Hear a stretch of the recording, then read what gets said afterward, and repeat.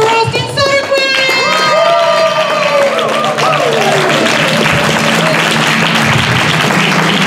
Thank you. I am super excited to be here with you guys today. Thank you for taking the time to be here, because those of you that are here, it wasn't easy, was it? No.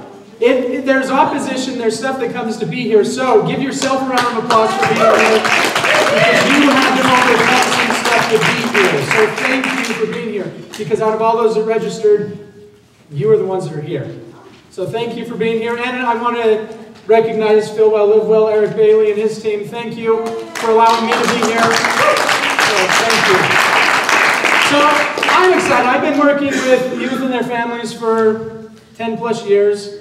I have 4 children's books that I have published, more as a resource to help families.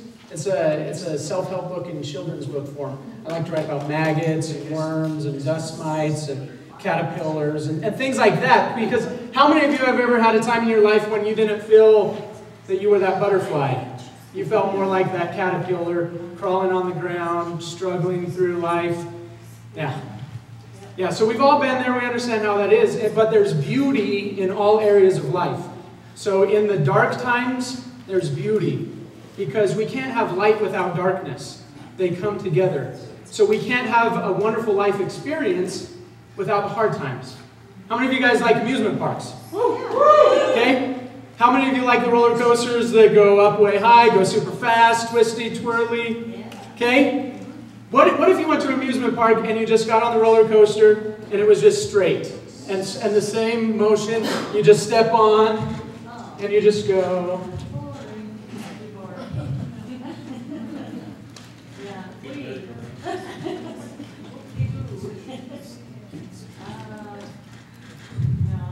What if life was like that? What would be the point? There would be no point. So next time you're in that dip, or when you're really struggling, get excited, because that's preparing you for what's coming next. Already for you being here today, you're already more free than you were before you came here. Those that didn't show up are trapped in bondage. So today we're celebrating freedom over these next few days.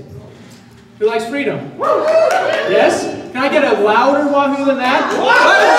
I mean freedom! Freedom! Freedom! Freedom! How many of you have seen Braveheart? Okay. How bad did he want freedom? He was willing to pay his life for it because of his love for others, his love for what freedom stands for. So today, I want to share with you a little bit about what can help you be more free. So I have a mentor, a friend, that told me that money is an idea backed by confidence. And confidence is a belief in oneself. I'll say that again. Money is an idea backed by confidence. And confidence is a belief in what? Oneself. In oneself. Confidence is a belief in what? Oneself. Oneself. So, how many of you have had that experience where you got triggered? We've been talking about triggers today. In that trigger moment, how free are you? Not very free. In that trigger moment, we lose our freedom because of past programming that we've allowed to be placed in ourselves, beliefs about who we are, what we can do, and in that trigger moment, all rational thinking goes away and we become an emotional being trapped in that. I recently had an experience where I was a little more bound than I wanted to believe I was. So I've been working on breaking through beliefs, tapping into who I truly am, living my purpose for several years now. I've been helping students and their families do the same for quite a while. I've had this certain belief, though, about taxes, and I had a mentor pose once, what's a worst case scenario? Worst case scenario. It used to be I'd lose my job and lose the house and I'd be on the street with my family. But then I worked through them and realized, no, she has family, I have family. They would let us stay with them. They wouldn't say, oh, poor other people, you lost your job. We got to just leave you on the street. Poor son. No, they wouldn't do that. So I was able to work through that fear. But then it got down to what is the next worst case scenario. For me, it's like, going to jail for not paying taxes? Then I'd be separated from my family, and I couldn't really do anything in this jail cell. And so I struggle with that idea, because I'm like, then it really is hopeless. But then working through with one of my mentors, I was able to see that even there, that was really a belief and a fear that I'm not a good person. I really believe that at that deep down, I had a fear that I wasn't good enough, that I wasn't a good person, and I'm a spiritual person, I'm a churchy person, as Eric and some might say, and my deepest fear was that after this life, I believe life continues, that I would be separated from my family because I wasn't worthy to live with my higher power and my family, because I wasn't a good person.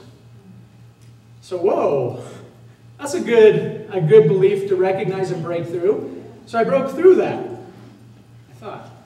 Until 2 weeks ago, I get this phone call. I pick up the phone, and it says, Mr. Soderquist, we've done an audit on your taxes for the last, through 2012 through 2017, and you are behind. So there's a warrant out for your arrest for fraud. And of course, he had an Indian accent. But for me, because of that belief, because of that trigger, I'm not thinking, I get that sinking feeling. You guys know what that feels like. That sinking goes down to the gut. I'm like, it's happening. I knew it! I knew it was going to happen. So I go in my room, I shut the door, and I'm like talking. How is this happening? And I'm like, well, we can either come arrest you now, or you can work with us to pay what needs to be paid. You're $4,850 behind. And I'm like, well, I'll work with you. I don't want to go to jail. Because they're like, your house will be taken, you'll be away from your family, da-da-da. And I'm like, right, where's fear, okay? And so I'm like, no, I don't want that. Yes, I'll work with you. And they say, okay, so you got to keep me on the phone. You can't go to talk to any third-party persons. You can't go anything, otherwise we'll just shut it and we'll put you in cuffs and take you to jail. And I'm like, oh. It says, so do you have the money right now in your bank account? I said, yes. He said, okay, we need you to go there, keep me on the phone, no talking to third party. So I walk out of the bedroom, I'm walking, Aubriana, my wife is cleaning our guest room, and I said, well, can I tell my wife where I'm going? They said, no. So I walk out the door. I get in my car, and I'm driving to the bank, right? And I did not feel free. I felt like someone had a gun to my head, is what I felt like. And I have this phone sitting there on speaker, and he says, Kate, when you go to the bank and you withdraw the funds, just tell them that it's a medical emergency. Don't tell them what's really going on. I'm like, isn't that dishonest? He says, well, sir, that's a small area that you live in. You wouldn't want people in the town to know that you've been lying about taxes, don't you? I'm like, no, I don't. I don't want them to know I'm going to jail, period. I don't want to go to jail. And so I go to the bank, and I've got my phone with me on speaker, set it on the counter, and then I asked for the money. Positive thing, I found out I had more money in my account than I actually thought I did. So that was a bonus. So I get the $4,850 in cash. That's nice. Have that in my little possession. And then I walk out of the bank. I'm like, now what? He's like, okay, well, we need you to be able to go so we can transfer these funds. And I'm thinking, well, couldn't we do that at the bank? I mean, what's really going on here? It says, well, since you're in a small town, we've got to figure this out. Okay, Family Dollar. You go to Family Dollar and tell me when you're in the parking lot. I drove to Family Dollar. Yes, I did. And I'm sitting there, and at this point, I'm talking to him. He says, okay, so we need these cards. You've heard of Google, right? Google is a worldwide company. They have a lot of credibility with the IRS. So go and purchase these Google Play cards. Okay, wait a second. this is weird. This is really weird. Why would the IRS want my Google Play cards? And then he says, oh, and just so you know, they only allow $500, so you could probably only get $2,000. So do that, and then just bring the rest in cash to the IRS office tomorrow morning, because that was about 2.5 hours from where I lived. So I'm like, now they'll accept cash, but they want it earlier? But I still have this trigger controlling me. So I get out of my car. I walk into Family Dollar. I get the Google Play cards. I do, yes, and I have my phone right here so I can keep that guy close to my heart because I go attached to him. Trauma bond. And so now I'm in line, thank goodness, because I'm praying. I'm like, Heavenly Father, what the heck am I supposed to learn from this? And luckily there was a police officer that I knew in the store. And so I tap him and put the phone behind my back. I need to talk to you in a minute. And so I said, okay. And so then I put the phone back. I brought the Google Play cards on the counter. They said, oh, we can only do 2 at a time. I'm like, okay. So then they ring up the 2, but then it puts out an alert for fraud. And so I didn't even go through. And so then I go, oh, sorry. So I walk down to the store with the policeman there, and I have him listening on what's happening. And then the guy says, well, how about GameStop cards? By this time, thank goodness for the police officer, I'm like, is this a scam? Yes. And he says, yes! Yes! I'm like, oh, so can I just hang up? And he said, yes. So I hung up. Oh, I'm free! Finally, thank goodness for police officers and law enforcement going to Family Dollar, because otherwise I was in bondage. I'll tell you what, I went and I took a board and wrote down my limited belief, I'm not a good person, and I did another deep breakthrough on myself to break through that belief that I am me, I add value to other people's lives, and I am a great person. And I am here today to share that story with you. I didn't know why I was going through that a couple weeks ago, but now I know. That's for your benefit. So if you get a call from someone who's telling you that there's a warrant out for your arrest because you haven't paid taxes, it's a scam. It's a scam. You can hang up. Because the IRS won't call you. I found that out. Okay? So that. If I saved you from that, it was worth it. Okay, so here's some things that I have learned. Okay, this is a human being. This is me, this is you, this is all of us. We are born, and we have experiences in life. We have experiences we don't know what to do with. And so, it gets trapped. Because I didn't know what to do with that, so I just put it there. And then, as we go throughout life, we get more and more of these. All over. And it fills us up. Here's another thing about life. As I said at the beginning, there's the positives and the negatives of life. It has to be that way. So here is the negative, the crappy part of life. That's the part none of us like. And once we're in that, we have an opportunity. Each of these trigger points represent this. It's an opportunity in our life to learn a lesson. And so once we're here, we are invited to look at ourselves, to learn. What is this teaching me? And we can say, okay, I'm open to learning the lesson. We can learn the lesson, and we can get out and go to the high road. Or we can say, this is weird, I don't like this, I don't want to learn the lesson right now. And we can choose the low road. Either way, another lesson is going to come. But here's the crazy thing. If we are presented with this trigger moment and invited to learn the lesson that we didn't learn earlier in life, if we say no, we just put a layer around that trigger. So the next time that the lesson comes up, now I've got to work through this. And once I work through that, then I can work down to the core. So because we've been living so long, and we have so many of these triggers and so many different layers because we haven't known what to do with them, sometimes we come to events like this for years. And we go, Why isn't my life changing? I've been to these classes, I've hired these mentors, I've done these breakthroughs. How long do I have to keep doing this? I guess it's just not going to work.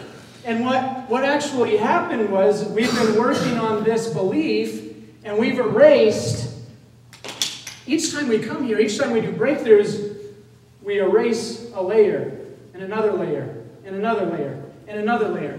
So you might be right here. But if you go back to, I put all this money, all this time, it's not working. You just put a layer back on. And we bounce back and forth so often in life, like I can't, it's not working, and then the layers just keep coming back. So we're just going in and out of layers. So once you recognize this idea, every time you work through a belief or a breakthrough moment that you thought, oh, I've already worked through this, but it's coming up again, just know it's the next layer. And it might be the core belief. And once you get to that core, celebrate freedom. Yeah. So here's this example here. And so once you learn the lesson, you get to go up again. Learn the lesson, up again. Learn the lesson, go up again. I avoid the lesson, void the lesson, void the lesson. So I had someone tell me once recently, that looks like a clamshell. What come in clams? Pearls. So, you can see this as a crappy situation or a rewarding situation. That's up to you and whether you're willing to learn the lesson or avoid the lesson. Good to know? Yes. Good to know. That is life-changing to know this idea, that we can learn the lesson. So in order to do that, there's a few steps that we work through here. Recognize. What's that? Recognize. Recognize that it's a lesson. Recognize the trigger. Recognize that moment of value, of worth. See it for what it really is, a pearl. Recognize. Release. What's that? Release. Release. So if it's a trigger and you've got some trapped energy and emotion, you've got to release it. I can't just say, oh, yep, that was a horrible experience. I recognize that, I learned the lesson, but I didn't cry those tears. You got to cry the tears. You got to feel the pain. Life won't move forward unless you accept it and embrace it for what it is and allow yourself to validate the experience. You must validate the experience because it's important for life. Recognize, release, forgive. What's that? Forgive. Forgive. Forgive yourself for holding on to it. Forgive anybody else that was a part of it. Forgive. Forgive your higher power. Next step, gratitude. What? Gratitude. Gratitude. I am grateful for you, for being in my life to share that message with me. I am grateful for you, Austin, for holding on to this so that I could learn this valuable lesson. Express gratitude for the lesson. Next, learn. What? Learn. Learn the lesson. Learn the lesson. And the next part of learning, once you receive, what's the next step? Share. Share. Give. Share the lesson. Good to know? Yes. Good to know. Recognize, release, forgive, be grateful, learn the lesson, share the lesson. And we do that through each of these experiences as they come up for us in our lives. We have a triggering moment, so the next time someone comes up to you and they call you that name, or they honk at you while you're at that light and it turned green just like a millisecond ago and they're already honking at you to go. Or the next time you see that person in that hot pink shirt. Whatever it is that triggers you, whatever that is, because we get triggered by weird things. You know, and it's all connected to beliefs. It doesn't seem rational that I would go to Family Dollar with the Google Play cards and almost go buy them. Looking at it now, I'm like, why did... It was because of a trigger that I hadn't dealt with. I hadn't released, I hadn't forgiven, I hadn't expressed gratitude. I didn't learn the lesson, but now I did. And now I'm sharing the lesson. Thank goodness. So, and then the next thing, you know, next time I'm getting calls like that still, weird calls. And now I just talk back to them in a different accent too, and it's fun. Now I have fun instead of fear. Fun or fear, okay? So, I love to learn. I love to grow. I love to share the lessons that I've learned with others. And that's why I do what I do. I work with teenage girls, adolescent females that have gotten lost.